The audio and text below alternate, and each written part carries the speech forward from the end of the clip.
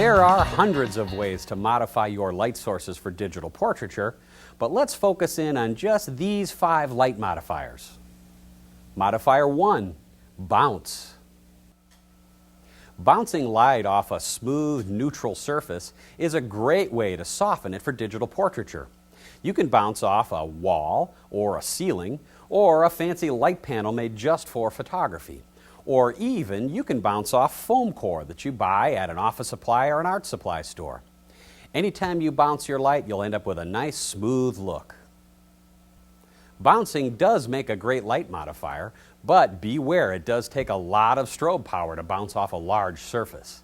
And not only will a bounce spill light onto your subject, but it will spill light onto your background as well, making it a little difficult to control. Modifier 2, parabolics. Parabolics, or bowl reflectors, have been a mainstay light modifier for creating portraits onto color negative film for decades. But you may find that they're not quite as effective as you want them to be in the digital world. Digital capture cameras handle contrast differently than color negative film does. And in fact, digital capture is much more sensitive to the contrast of a light source.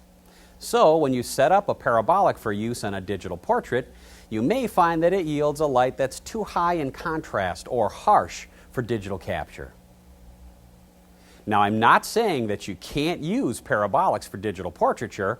What I'm saying is be very careful that if you use a parabolic all by itself or as a main light, you may end up with a very contrasty image that you're not happy with. Modifier 3, umbrellas. With its low cost and fast setup time, the easy-to-use photo umbrella makes a great, simple light modifier for digital. And it comes in a variety of shapes, sizes, and styles. Here's an example image that we created using a 30-inch silver-lined bounce-type umbrella as a main light. And here's the same image using a 45-inch white shoot-through style umbrella. After seeing our 2 example images, you may agree with us that our choice is the white-lined or white shoot-through umbrellas as opposed to the silver bounce types. Silver can be a little bit too harsh when used as a main light for digital capture.